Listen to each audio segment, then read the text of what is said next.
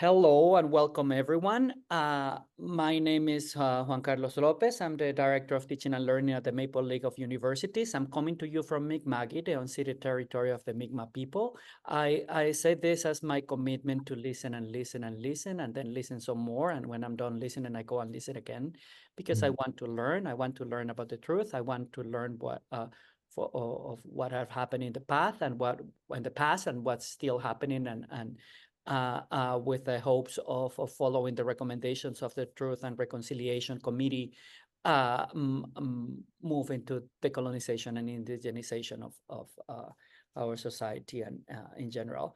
I also want to acknowledge that these lands where I'm coming to you from, where I live, work, and play, has received several waves of people of African descent, and the record is 400 years, but actually the first person on record came as a translator between the settlers and the Mi'kmaq. So you figure that there was contact before, but in any case, it's the same idea. I do this to listen and listen and listen and learn, so that we move towards a better future for everyone. So thank you everyone for coming. This is all you're gonna hear from me. Although this group is extremely special to me, it's we have the people, some of the people who have been behind a wonderful program that I've actually been part of, very involved in the past few years. It's called Nation to Nation, and but today I'm not doing the the honors. The honors are to our executive director Jack Rice, who is going to talk to our group. So Jack, take it away, all yours. Oh, thank you so much, Juan Carlos.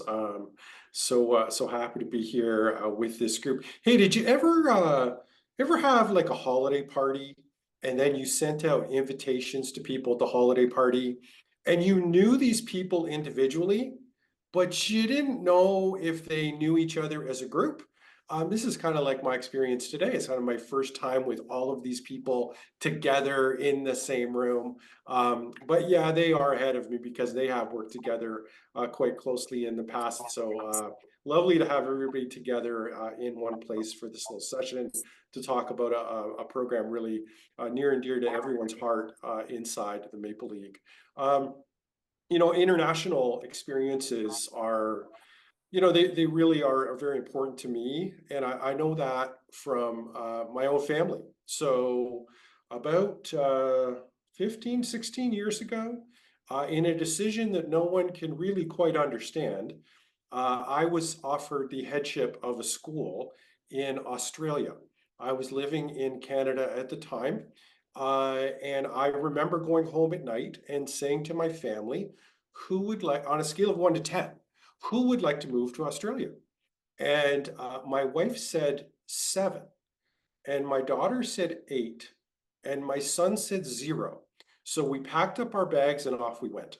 And we had the most amazing time in Australia, but also got to travel to Malaysia and Thailand and Fiji and New Zealand and all the places we never would have been before. And when I look back on my own family and my kids and sort of their trajectory and their arc, I really pinpoint those international experiences being really key, to their own development. And to this day, when I'm interviewing people for jobs, one of the things I always comb through the resume for is to try to find international experiences that they've had, because I just believe that you grow so much for it.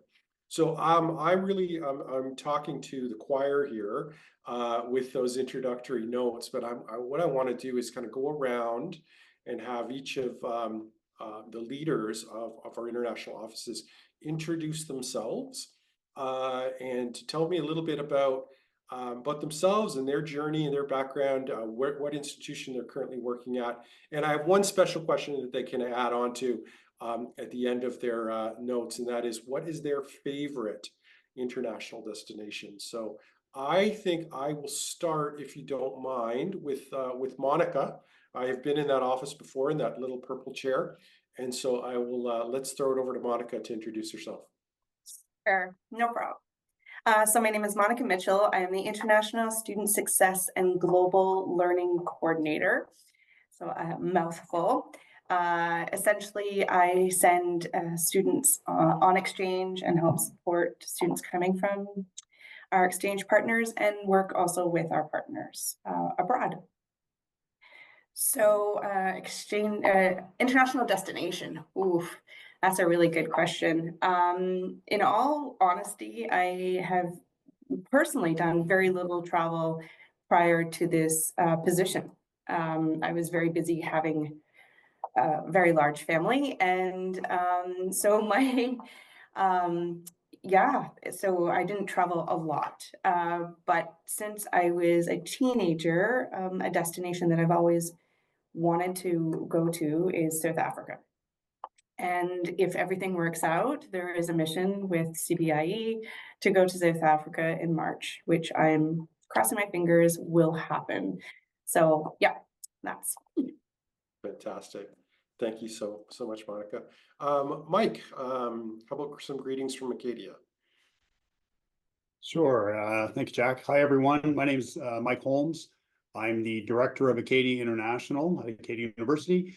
I've been at Acadia for about forever, it feels like, about 25 years now. Most of that's been in international education. I started in recruitment and then moved into admissions, where I looked after the international admissions. I was the international admissions officer for most of my career. And I looked after admission policy, and there's a lot that goes with that, but I had the opportunity in that role to work with students and parents and high school counselors, other universities, recruitment partners, and all of the academic and administrative departments at Acadia. So it was a really good experience for me in terms of a lengthy introduction to international education. And then in April of 2022, I had the opportunity to take on a new role as the head of this new department, Acadia International. And our department essentially supports all of the international students at Acadia. So we oversee everything from international recruitment to the international student experience and retention, and many aspects of internationalization, including student mobility, so international, domestic, inbound and outbound students as well. So really, I have the opportunity to work with the part of the student journey from first point of contact right through to graduation and even beyond, actually. So I would say that there's plenty of challenges in international education. My international manager of recruitment and I often joke that our greatest competitor is the federal government right now, IRCC, with their policy changes. But you know, I do enjoy a challenge. I think what I love the most about international education, though, is really helping to shape the international student experience at Acadia, helping students develop that themselves, removing obstacles on what's a very transformative path, and just seeing them realize their potential at the end is exceptionally rewarding. As far as my favorite destination, I'm not super well traveled either. In recent years, especially since taking on this role, I've had the opportunity to do some traveling. Jack, it's so hard because as I'm sure you all know, every place is so different. I've had the opportunity to be in Barcelona and in a few destinations in France and Thailand. And I mean, it's very diverse places with different cultural experiences all the time. So I don't know. I don't necessarily have a favorite. I think Barcelona was the most impactful. It was one of my first true international experiences like that. So I'd say that's probably near and dear to my heart. Yes, yeah, thank you. Thanks so much, Mike. Yeah, so South Africa, we've got Spain, we've got Barcelona, two places I haven't been. So I'm writing them down and they're on my list now over here. So let's go, Mike, to a colleague of yours that you know quite well, and that is Chelsea.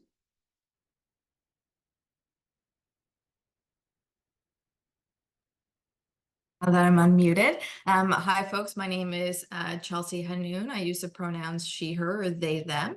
I am a tourism certified professional. I specialize in educational and corporate group travel. I'm an entrepreneur. I own and operate a local tour operator business. But of course, the reason that I'm here today is my work with Acadia University as a coordinator of exchange and study abroad. I've been with the institution for 2 years. I won't go over my job position as it's very similar to Monica and Nate's and what used to be Robin's. But in all of my involvements, it's the strategic and thoughtful program development that facilitates participants' joy, and personal growth that really fuels my passion and sense of accomplishment. In terms of a favorite destination, my second opportunity to participate in international education as a student was an 8-month study abroad in Ecuador.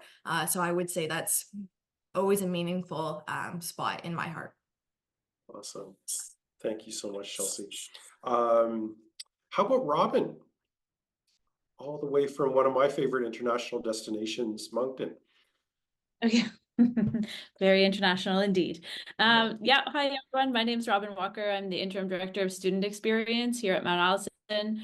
I have spent 14 years in the international office prior to this position for the academic year. Also in mobility, study abroad exchanges, and field schools. I also run our in-house ESL program called the Massey program, and that we have received students from our partner universities in Japan, and students come and spend a semester here at Mount Allison. Favorite destination, similar to Chelsea, I guess, but very different place. Sweden. I spent my first, when I was 17 years old, I went on a Rotary Youth Exchange to Sweden for 12 months. I lived up in the Arctic Circle and I had reindeer in my backyard. So I really still lived and spent a lot of time in different countries and traveling and yeah, seeing the world. But I think Sweden still takes the cake for me, just in terms of opening up the world to me as a 17-year-old. So Incredible. Amazing how those your story, Chelsea's story, the moments that are so impactful for you are some of those preliminary experiences you had to go study, work, and live abroad, and that's incredible. And so last and certainly not least, Nate here from St. FX, a good friend of mine. What's up with you, and what are you doing here at St. FX? Hi, everyone. So my name is Nate Taylor. As Jack said, I work at St. Francis Xavier University, St. FX, here in beautiful Nova Scotia. So my role is the Education Abroad Advisor, and I get to, like my colleagues here today, facilitate travel and mobility for students, both incoming to St. FX and outgoing. So St. FX students going all around the world and having fantastic international experiences. My favorite thing about my role is facilitating those experiences and seeing the growth and transformation in students and giving them the opportunities that I had as a young person. Just like Chelsea and Robin and others here today, I did a youth exchange when I was young. I just spent a year in France, and that kicked things off for me. After that, I pursued international development education. I worked in West Africa, in Senegal, and then additionally, most recently, I spent a year in Scotland studying to be a teacher. So it's super rewarding to be able to tap into my own experiences, advise students on what they can do, where they can go, and just knowing that they're just kicking off the beginning of their international, and to follow up with them and see, who's going where next and where they're going to be going to grad school or working internationally. And it's been a fantastic 2.5 years at St. FX, and looking forward to the next adventure. Now, in terms of my favorite place that I've traveled to, or that I'm looking forward to, it's always going to be the next thing, because I'm looking forward to more and more. And that's something that we really have great opportunities in these roles with, is being able to visit partners or check things out and make sure that we're sending students to some really valuable and cool destinations. But if I had to pick one, I would say the Netherlands. I've got loads of family there that have been super accommodating and hosting me in Amsterdam and Rotterdam. So that's my favorite spot that I've been to a couple times. But then the nature of being in Western Europe, you can very easily travel and, in a few hours be in another culture and another language with different cuisine and so on. So always things to explore and do. Oh, thank you so much, Nate. And I think it just gives you so much confidence to know that you can show up with a duffel bag in Edinburgh or Rotterdam or Paris and read the subway system and figure out where you're going and how you're going to get there. And so moving through those experiences, like, well, hey, the next challenge, I can meet that one too. So you definitely see that in your experience and in your career, and what I see other students that have studied abroad. So look, one of the things I wanted to really talk about today was the nation-to-nation experience. that was created as part of a Maple League venture. And so I really want to spotlight that particular experience that really lasted, I think, 3 years. And I wanted to kind of go back to the genesis of that relationship with Galen University, the Nation to Nation program. And so if you don't mind, Robin, I'm going to put you on the spot a little bit to how did that come about? What was it all about? How was it established? And really just going back to the preliminary discussions and then how did it move forward? Yeah, can you hear me? Yeah. That's good. Okay. Sorry, there was just a pop-up window that said unmute yourself if you want to start talking. So yeah, I'll take you back to, I think Mike is on the call, so that's great, and he can correct me if my memory is fuzzy in some details. But back in 2019, I was at a conference in Halifax, and it was a national conference, and they were talking about this new federal international education strategy that was going to be implemented from 2019 to 2024. And in it, there was going to be a bunch of money for outbound mobility projects. And so I remember just being really excited by that, because as a mobility professional, and one of the main barriers that we always knew and still continue to know is that financially, that is, students don't choose to go on international experiences because they're of the financial barrier piece. And so when the federal government announced in 2019 that the strategy was coming out and that there was going to be money for mobility, we all celebrated. And then, of course, in 3 or 4 months later, 2020 hit, and pandemic shut everything down, which really was very disastrous for us at that time, because it meant nobody was traveling and nobody was going anywhere. And so when the Global Skills Opportunity Program launched, it was probably the most terrible timing, or so we thought. So yeah, there was some universities were really trying to grapple with what would we do. And I'll go back into 2019 quickly as well. And I remember the Maple League, hearing about the Maple League and hearing that, faculty were really excited to be meeting and connecting virtually, and they had their networks. And I think at the time, maybe the registrars, and there were a few departments that kind of had collaborations within the Maple League, but I had never met my international office colleagues from the Maple League. And so I was a little bit envious that there was these, there were these departmental connections across the Maple League, but the international wasn't one of them. So, fast forward to 2020, 2021, it actually gave, I think, and Mike, correct me if I'm wrong, but it gave us an opportunity. I can't remember who kind of got the ball rolling, but there was emails sent to be like, hey, International Center at St. FX and at Acadia and Bishops, do you guys want to meet to talk about what's going on with the pandemic? How are you, what are you doing with international students, and what are you doing with exchanges? And so that was really the start of conversation through the Maple League, which was really exciting. And so I felt like the pandemic, as terrible and as awful as it was a catalyst, and it really brought us together.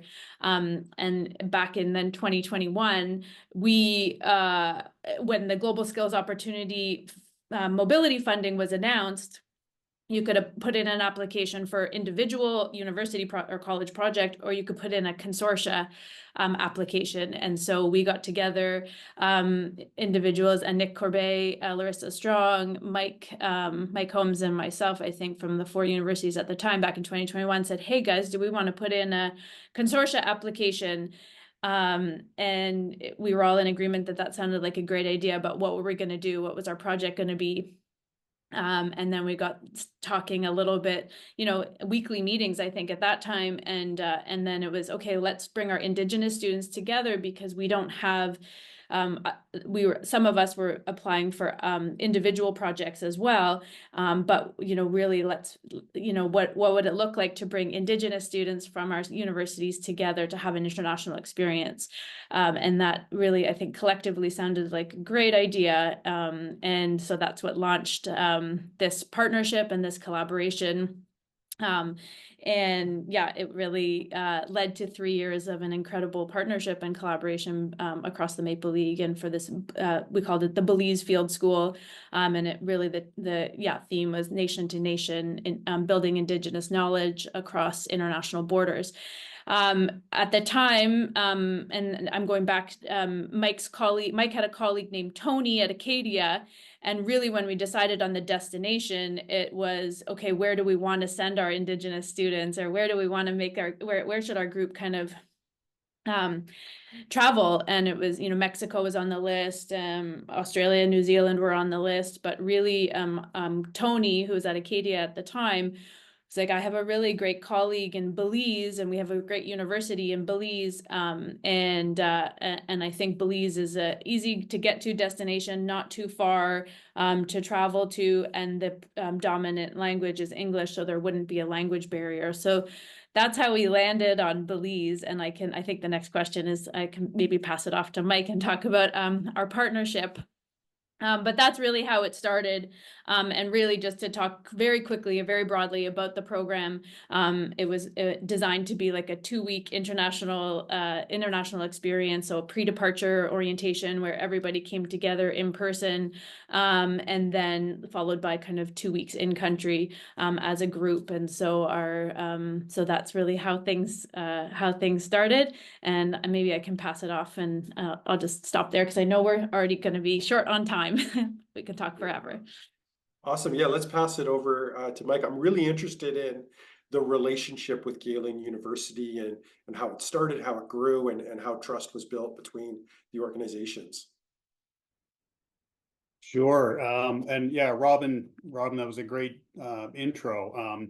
It was Tony, who was at Acadia at the time, who had a good working relationship with some individuals at Galen. So he connected me with them, and then I just reached out and briefly told them about the project that we had in mind and invited them to participate in one of our meetings with the project managers.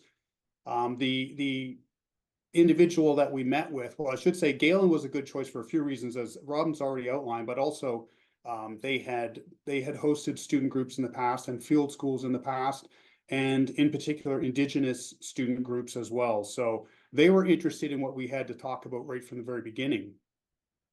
But the person that we met with initially was Sherry Gibbs. Sherry's the Dean of the Faculty of Arts, Science, and Technology at Galen University. She is originally from Ontario, so she not only was familiar with the Maple League, but she's also familiar with each of our individual institutions. And just as importantly, she's quite familiar with the Indigenous issues in Canada and how they compared with the Indigenous issues in Belize as well.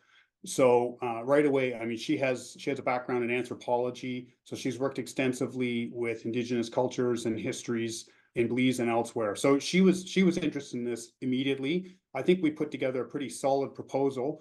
Kudos to everybody else on the team. And I think she recognized, as did we all, the importance of the mission of this project. So I think they were keen on partnering with us from the very beginning. There were so many synergies and connections there right from the start. So it was a winning combination immediately. Oh, perfect. Yeah, it's so amazing. You just create the relationship, and then you start to tease the collective elements and you collective perspectives together, and it just kind of grows and grows and grows. So and it just that awareness to like, hey, there's really something here that could be really a valuable partnership, which is amazing. Chelsea, what about from a student's perspective? So you're putting together some students from around the Maple League. They're going on this big journey to, again, another place I've never been to, Belize, to the Caribbean, etc. What are some of the challenges and opportunities around that from a student's perspective? I think as Mike and Robin were saying, there was a lot of excitement from the staff side. That doesn't always translate. There is some convincing to do, as Juan Carlos is very personally familiar with, reassuring the students. And I would like to point out that the admin team that was developing this program, working on it, we are not Indigenous. So there was a lot of listening and learning on our point of view to properly understand the students' concerns. In terms of their primary concerns, there was a large conversation around eligibility and belonging. The phrase that comes up for me a lot was, am I Indigenous enough to participate? So a lot of students were going through personal reflections and hesitations.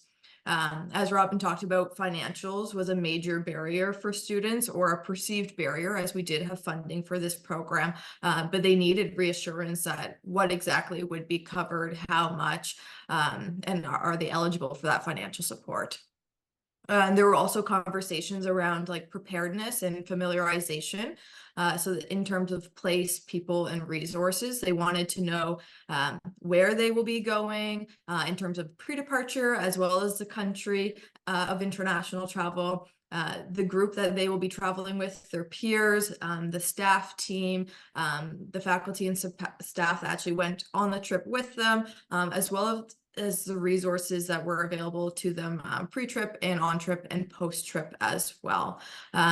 Additionally, there were travel-related concerns about personal and material safety, health and well-being, comfort, group dynamics, and logistics. They wanted to know as much as we had to offer, and even more. So it really kept us on our toes.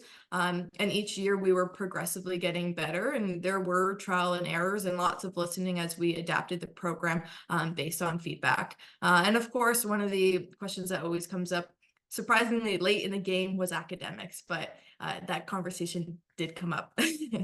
In terms of mitigating the concerns, this was a lot of front work, but also a rolling ball. As Robin mentioned, this is not the original team that created the project.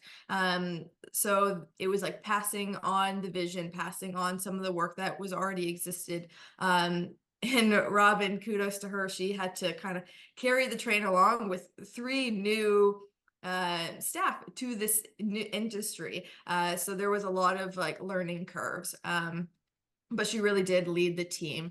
And Juan Carlos and our other faculty and staff, Hanoun, were really great in terms of supporting our staff and faculty visibility and reassurance, building those relationships with the students so they can trust us, providing clear information on the funding and eligibility, building our wraparound supports and services.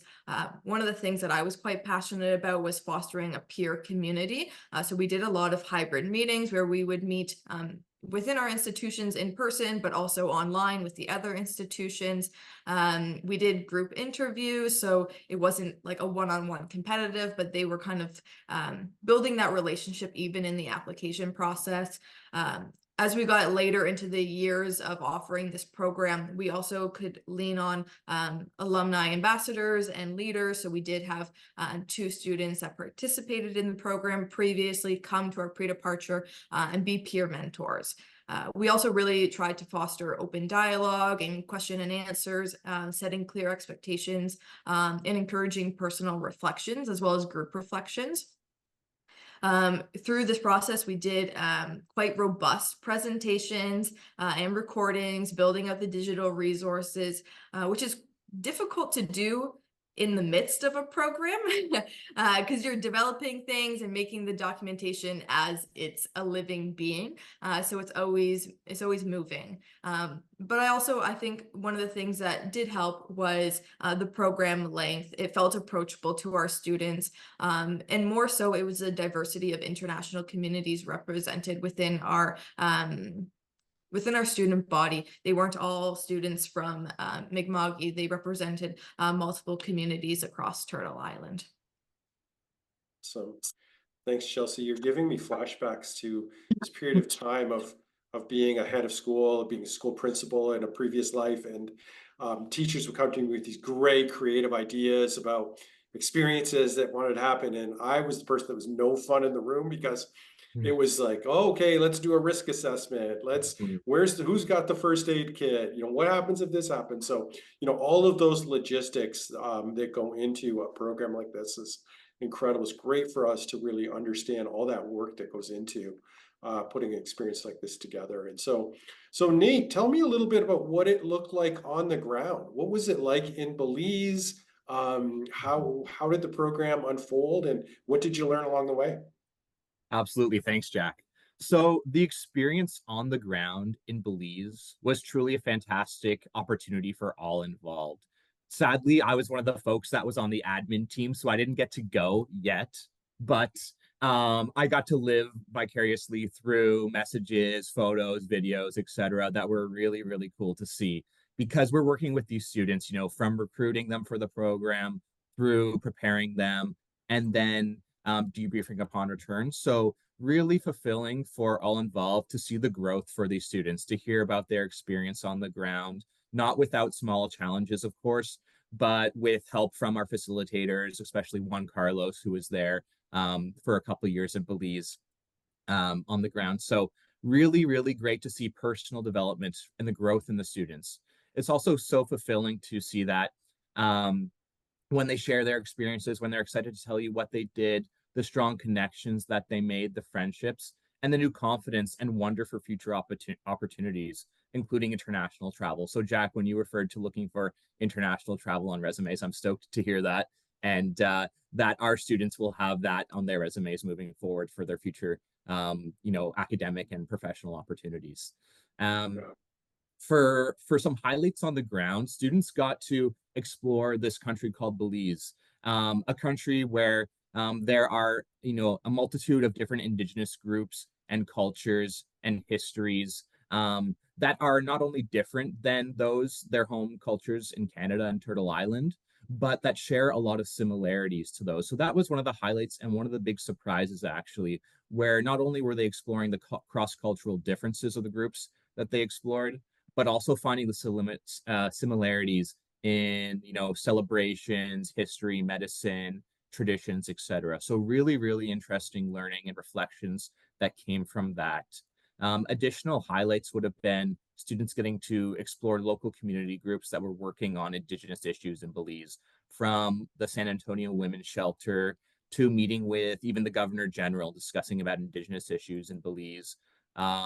Also meeting with local cacao growers associations, exploring significant Mayan archaeological sites, and learning about things like land rights for Indigenous students and taking the land back, and issues that students learned about and can bring ideas back to their home communities and inspire their own work moving forward. Now, another thing that I'd like to highlight was over 3 years, we were able to fine tune this project. So learning lessons, making changes to the itinerary, adapting the project on the ground to be better suited for students to do as much as possible in this, what really is a short amount of time, 2 weeks, where we try to jam pack as many fun and cool learning experience in it.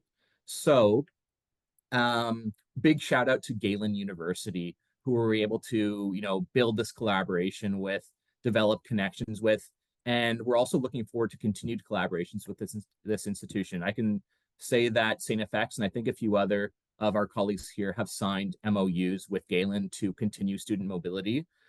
In fact, I'm hosting a student from Galen University right now at St. FX for a full academic year. So very happy to be continuing that. Of course, shout out to Sylvia Batty, who was really spearheading events on the ground, and had those really good connections with local community Indigenous stakeholders. She was a trusted partner on the ground. So she got us and our students into opportunities and sites that would be closed off to foreigners or non-Indigenous folks. So it really was a sneak peek into a less seen part of Belize, something that you otherwise wouldn't have the chance to see as a tourist or just someone who's popping in for a more casual visit to the country. In fact, moving forward on the ground, we're looking forward to, as I said, more collaboration with this institution, Galen University, for future mobility collaboration. And we'll see what can come of that. In fact, I am and my colleagues are going to Belize in February to meet up and scope out some new opportunities for exchange and service learning. So can't wait to report on the next adventure. Excellent. Yeah, thank you so much, Nate. And you know, the thing that I learned, you know, from participants coming back was this was not only an academic exercise and a social exercise as well, but it was really an emotional exercise, and there was a lot of emotional you know, pieces to that as well. So wanted to throw it over to Monica, and when you look back on the period as a whole, as a 3-year arc of this program, what were your key takeaways when we think about the nation-to-nation experience? So I can only speak to the last 2 years because I wasn't part of the founding members. But I think one thing that really stands out is nothing about us without us. So I think as administrators, we all came to the conclusion that we really needed to have an Indigenous voice on the administration team. So we asked for participation from the Indigenous advisor here at Bishop's, Shauna Chatterton Jerome, who couldn't be here today, unfortunately, but her thoughts, her opinions were invaluable for the final year of the project. So that was something that I think we really improved upon. I think in terms of like, if GSO were ever to duplicate this funding, I think it would be really important to consider the funds and really consider what needs to go into the pre-departure programming and so forth, because in the final year, we were able to get extra funding and an innovation fund. So the pre-departure was essentially apart from the actual trip. And I think that was something that we had heard from the students that, you know, they didn't have a chance to bond as much. So we really changed that with this extra funding. We were even able to bring Sylvia Batty here to meet with the students in advance. I mean, there was some really amazing growing and learning opportunities during that pre-departure. We had an Indigenous counselor come in and speak to the students about mental health, trauma, how to self-care when they're abroad. So I think it really developed. I think if we were to do this again, like a 4th time, we would have it down pat. Like we would really like get rid of all the kinks and all the things that we had learned. You know, it was a lot. It was an amazing learning experience. I think in terms of the Maple League and in terms of working with our colleagues, it was so amazing, especially for myself, who again new in the field and only 2 years this month. That once a week meeting where we can, I mean, yes, we spent most of the time talking about the project, but we did have opportunities to discuss what's going on in our own universities, our challenges, our successes, and having that collaborative spirit was so valuable. So that would be a huge takeaway as well. That I wouldn't want to give up. Like I really truly have missed our weekly meetings. So I'm looking for another opportunity to bring that back. Awesome. So I think that would be my takeaways. Yeah, tremendous. And just building on that, I'll open it up to the rest of the panel now, but thinking about what was added or what was special about working together as a collaborative unit on this across the Maple League, and how did that make it maybe more special for you, or perhaps give you ideas for future collaborations? Can I'd be I just happy to go ahead. Oh, We'll start with Robin. okay, sorry. Sorry, Chelsea. Buzzed in first. I think it can go into both. And I just wanted to maybe add another big part of our project, well, two big parts of our project that I forgot to mention at the beginning, but then it also kind of ties in as a takeaway, but also moving forward, was that we had incredible support people so we were the admin team. Right. And so we were kind of planning and organizing, but we also had a faculty member, Hanoun Lennis Ortez, who back in 2021 was just being hired as the Canada Research Chair at Bishops for like Indigenous studies. And so he's an Indigenous Mayan scholar. And so I remember Anik being like, guys, I have this amazing person that's coming to Bishops. I can't tell you who it is yet, but I think he's going to be really instrumental in helping to lead and run and, plan this project. And so Henner has been, since since like 2021 or 2022, he's been an incredible person and has been the faculty kind of, what did we call them? The faculty support person or faculty advisor, all 3 years, and traveled with the students, both came to the pre-departure orientations and then went with the students.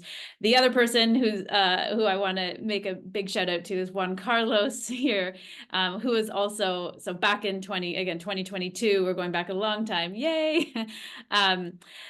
He came as Henner's understudy in the pre-departure orientation. So year one, we were had two amazing faculty members put their names forward to be the advisor, and so he came as the understudy, and so really heard all about the project and was amazing, just in terms of providing support for the students, logistical, administrative, but also academic. And then we had an Indigenous support person through all three cohorts or all 3 years. So in the first year, it was Tarina Francis from St. FX. And the second year, it was Krista Hanscombe from the Cody Institute, who's also affiliated with St. FX. And then in the third year, we had Scott Peters from Mount Allison and Lois Wood from one of the colleges that's kind of affiliated with Bishops. And so really that integral support, those people that traveled with the group, with the students, each cohort, which was also an incredible collaboration, and also just to having them and having their support was crucial in seeing the program through and seeing the program really succeed, I think. So in terms of, and then one other thing, at the beginning of the program, we did a lot of consultation with our Indigenous offices. So even though, as Chelsea mentioned, as administrators, we were non-Indigenous, and we felt like, it was hard for us as settlers, and, coming from where study abroad has traditionally been used quite a colonial model in terms of, how we get students traveling and going abroad.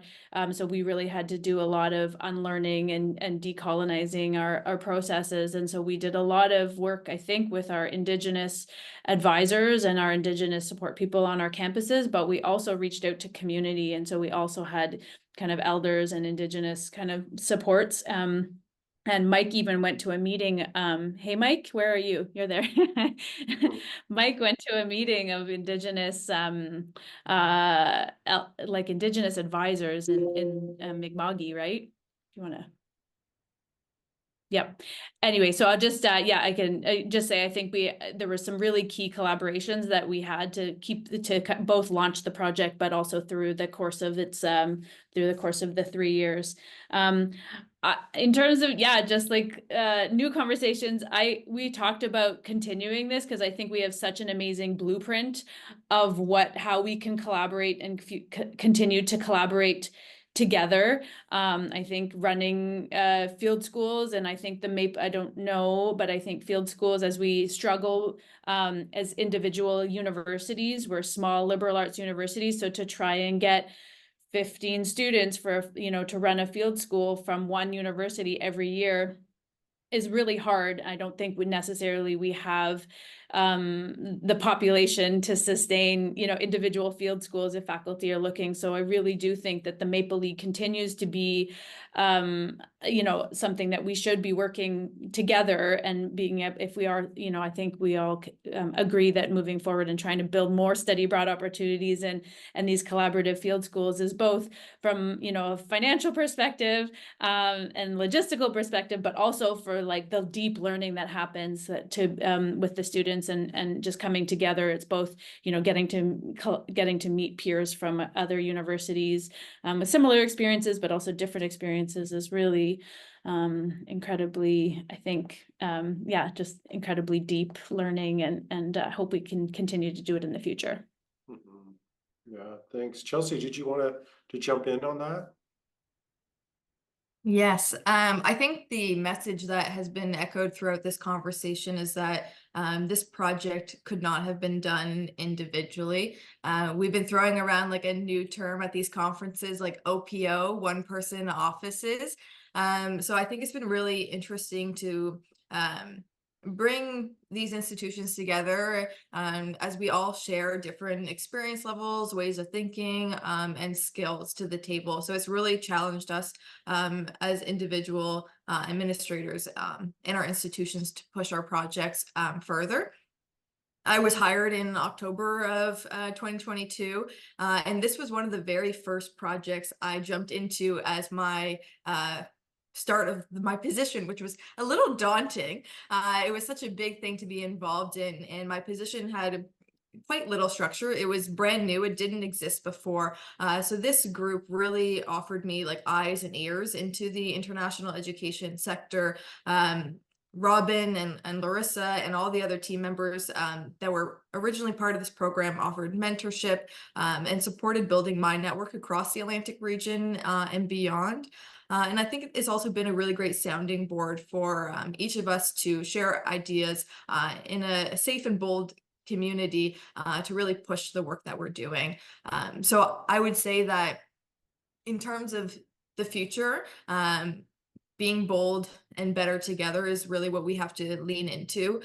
Service excellence and experience quality is going to take a hit with staff and resource limitations if we continue as business as usual. So I really think like bold choices, focus on an asset-based approach is going to make us leaders in the Canadian international education sector, particularly in terms of student mobility. Very well said. Thank you so much, Chelsea. Yeah, I thought maybe what we do now, it's about 10 minutes to go. I certainly have another question here or two. I always have questions.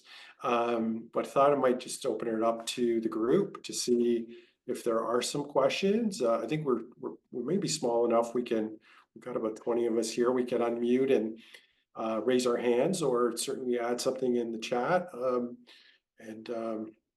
See if we've got any questions for the panel. And Juan Carlos is quick to put up his hand, so we'll defer to him. How could we not?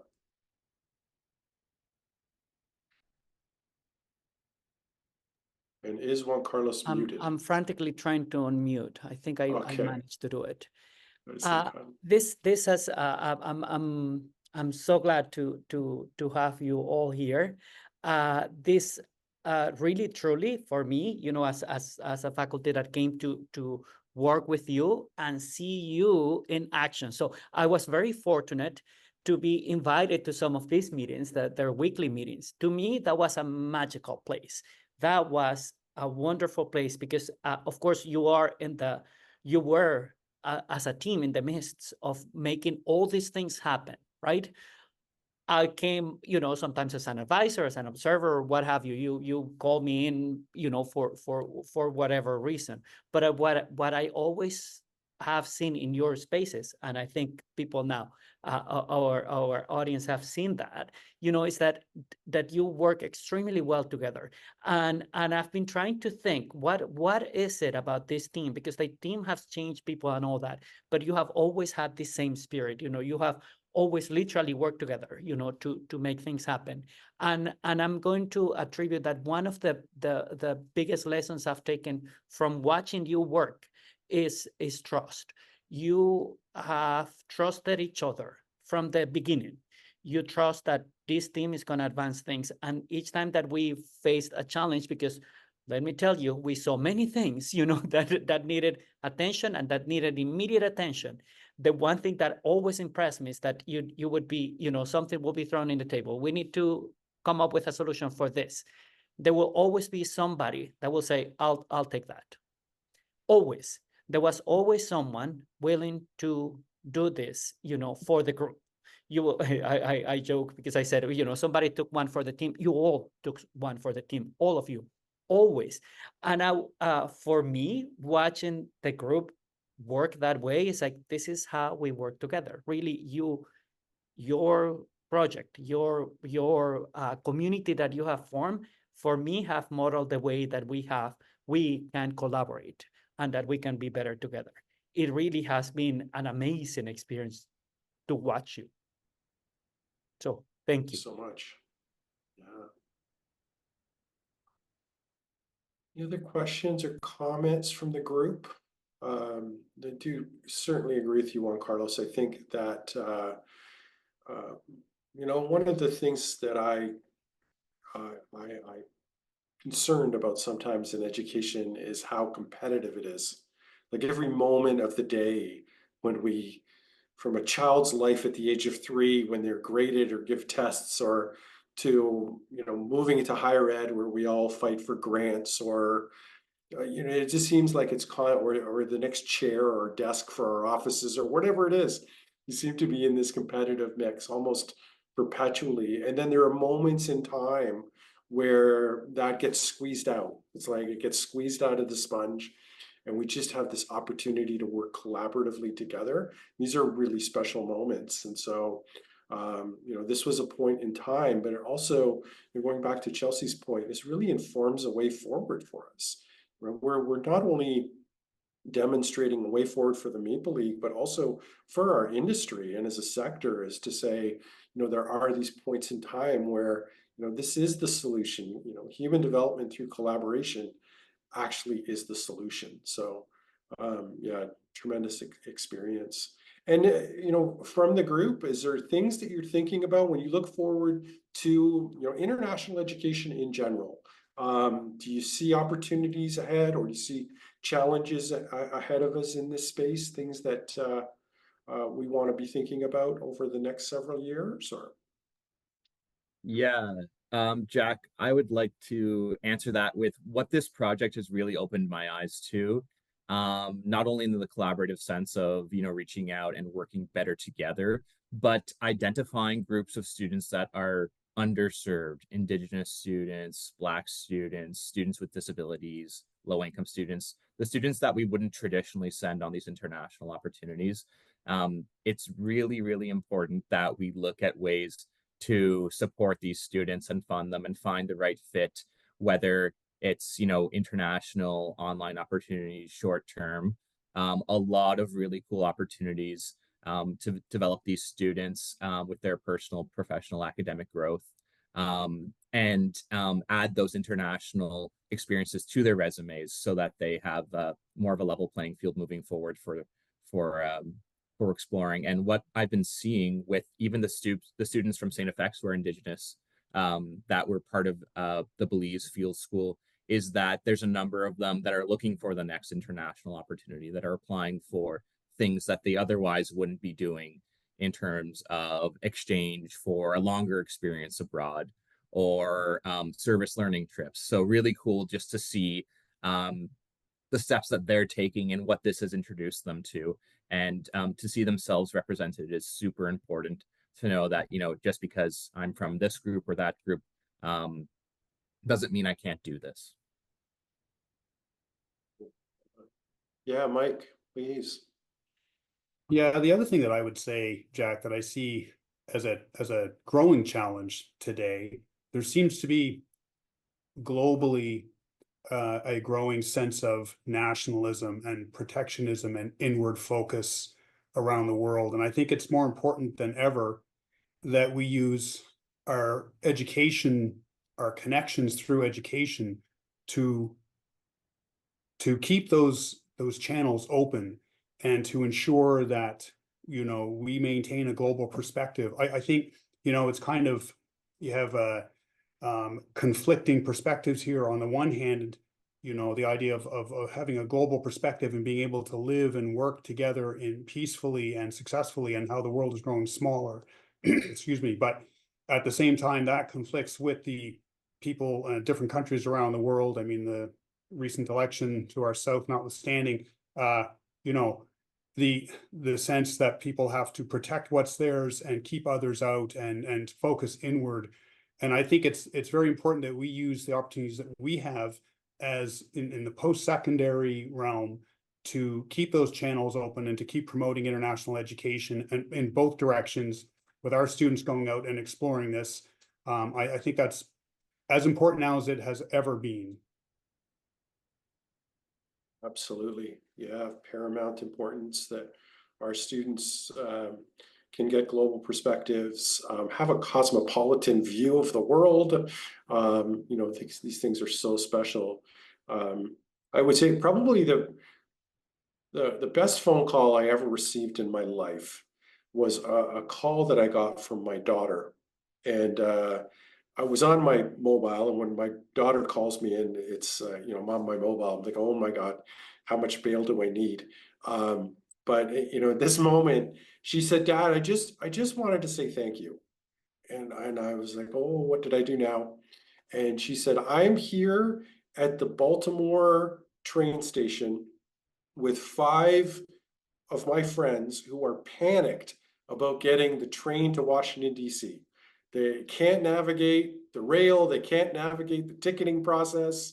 It's just all way too much. And she just said, you know, thank you for taking us to Australia. Thank you for moving to the United States. Thanks for sending me to Thailand for my 18th birthday. Thank you for all of these experiences, because you know, she really felt like this was not something that she couldn't navigate, right? And so I think that's so crucial. So big fan of sort of these experiences. So Juan Carlos, how did we do? Did we do a good enough job for you? Will I ever be hired back? Always hire back. This is Thank you. amazing, and I'm really grateful, Jack, that you agreed to interview this group. This is something I wanted to see. I wanted to, for my own satisfaction, to see all of you together discussing this, the magic that you have made work.